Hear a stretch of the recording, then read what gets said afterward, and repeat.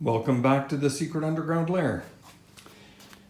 So our console table is back on, and we're going to be working on the alchemy that's associated with the staining of this piece.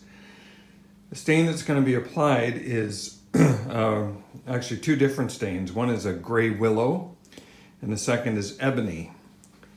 And three-part process to this. One is apply the gray willow, then we're going to rub on almost immediately the ebony, and then we are going to let that set and then apply a little bit more ebony on top of that. One of the tricks that we'll be employing though is wetting the wood to raise the grain before applying the stain and without sanding it.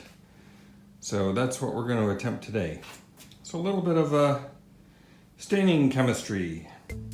That's today's adventure. So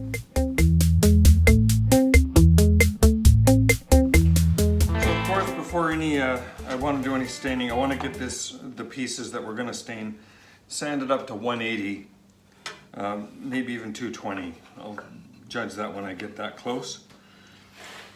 So our piece, of course, has already been sanded, but these are just some offcuts that I'm going to be experimenting with just to make sure that we get the process right before applying it to the console table itself. So I'll just sand these down, get them to where we want them.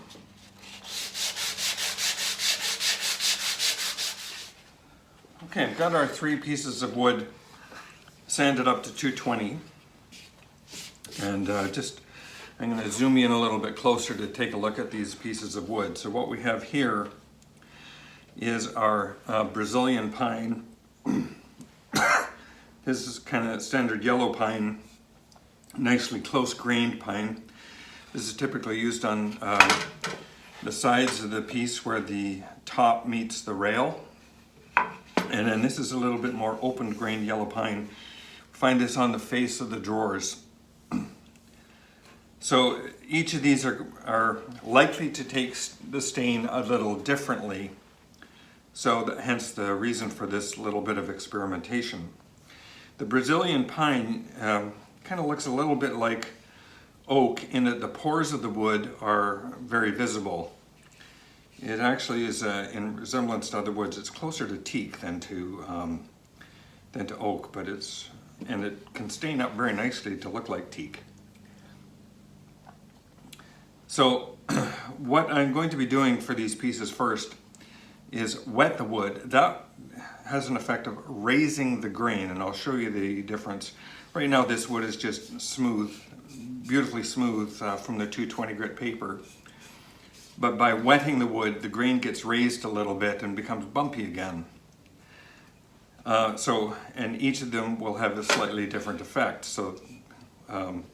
Not really sure what raising the grain on this is going to do. I haven't raised grain on Brazilian pine before, so we'll see what that does. This, I can tell, is going to give some very straight lines. It's just going to follow the grain almost exactly, so it's going to be a very interesting piece. This one will be a little more erratic because it's not a quarter sawn piece. So the grain is going to be a little more erratic, as you can see on this piece itself. The fundamental effect that I'm going for then is by having the grain raised, so the surface has ridges and valleys in it, we'll apply the stain. And the gray willow that we're applying first is going to sink into those valleys and stain the wood nicely in the valleys. Then we're going to apply ebony, and that will darken up the gray. So it won't be a light gray that the gray willow has. It'll be a slightly darker gray. Again, mostly in the valleys. But some, of course, is going to stick to the ridges. Then I'm going to sand that off smooth again. So basically I'm taking off just the ridges and very light sanding just to take off the ridges. So what we'll have the dark gray in the valleys and raw wood on what used to be the ridges. Then we're going to apply ebony again, and the ebony is going to stick a little bit and make the ridges darker. So we get this weathered effect of gray in the valleys and dark on the top. Now it's probably not going to be quite enough, so we're going to touch it up a third time with ebony, just kind of in what appear to be random strokes, just to kind of provide some darkness and darken up the material a little bit more. So that's the process we're going through. Let me wet this green and we'll take a look at the difference when that's done. Nothing particularly fancy here, just a paper towel with some water on it.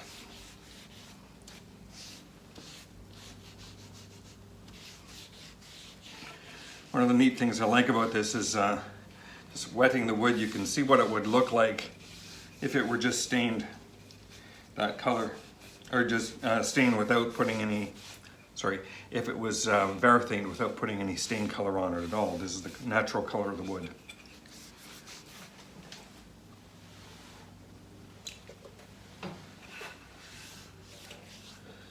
So literally just putting water on it, that's all I'm doing here. I'm going to let that set for a little bit.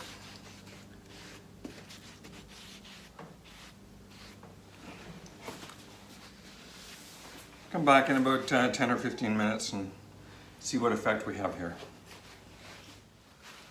Okay, back from letting these dry. What I find is the Brazilian pine has a really interesting effect. We've got some deep valleys, relatively deep, along all of the grain lines, which is exactly what I was hoping for.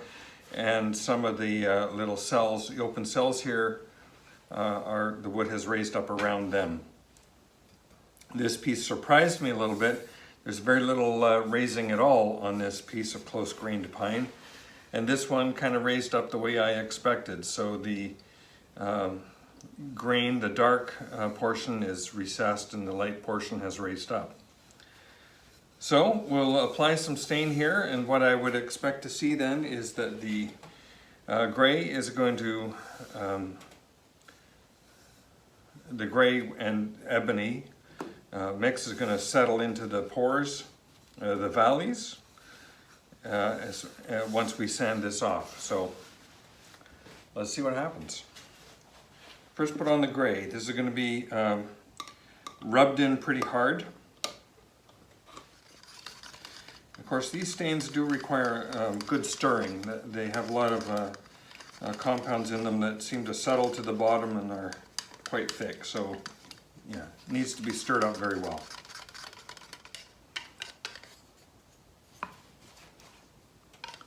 I'm just dumping this, fundamentally, just kind of dumping it on the piece.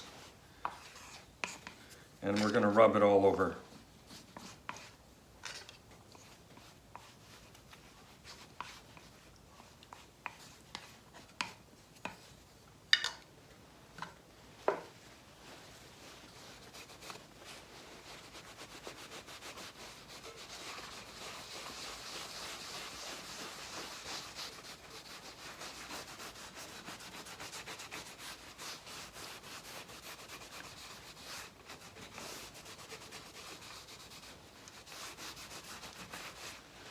Okay, putting that on pretty heavy and just going to let it sit.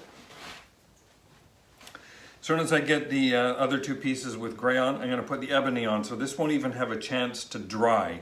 I want the ebony and this gray willow to mix up a little bit.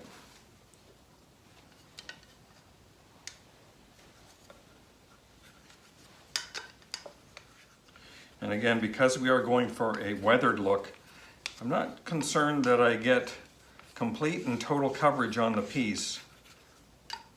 A little variation is okay.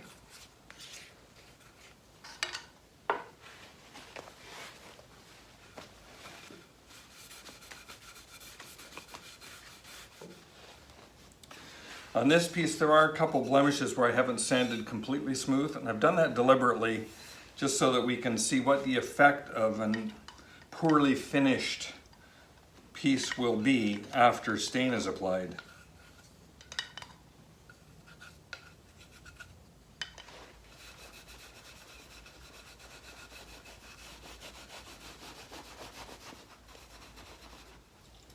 And next we're going to use up a little bit of ebony.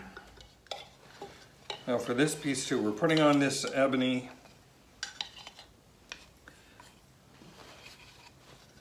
And gonna have to let this sit for a while because I don't want to be sanding this off while it is wet. So this will probably sit until tomorrow before we sand it off. And again, I'm not terribly worried that I get it on super evenly. I'm gonna, of course, rub it all around.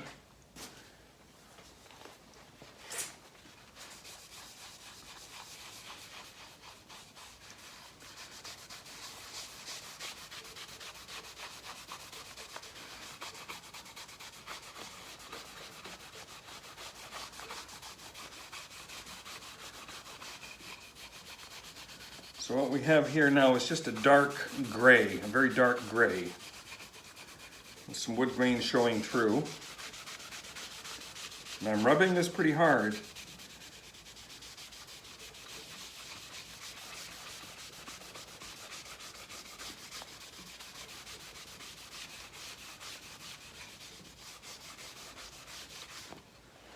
But we're going to give that a little bit of a sand after this has had a chance to dry. And it'll hopefully take off the stain where the grain has been raised a bit to lighten the wood, and when we apply ebony on top of that, it'll darken up those pieces a little bit more.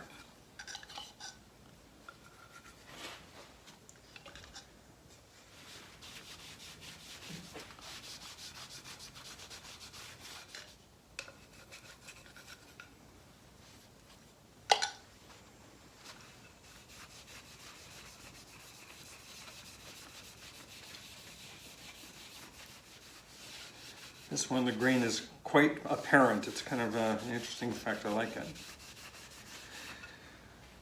So the other thing that you'll notice out of doing all this is that where we had variations in color between the three pieces, that's gone.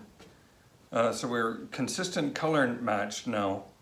It's just kind of the grain texture that we're going to probably see a little bit of difference in, if any, in fact, because this is so dark, you may not even notice that. Certainly the grain here and here is looking very, I'll call it familial. All right, I'm going to let that set for a little bit. Probably let it set overnight, in fact. What I'm going to go to do now is go get some red oak for our night tables. Found a good deal on some solid wood oak, or solid red oak. So I'm going to go pick that up, and that'll be our next project after the stain on this is complete. So very short video today, just kind of an introduction to the stain. Thanks very much for watching. Stay tuned, there's a lot more to come. Please like and subscribe. See you in the next video.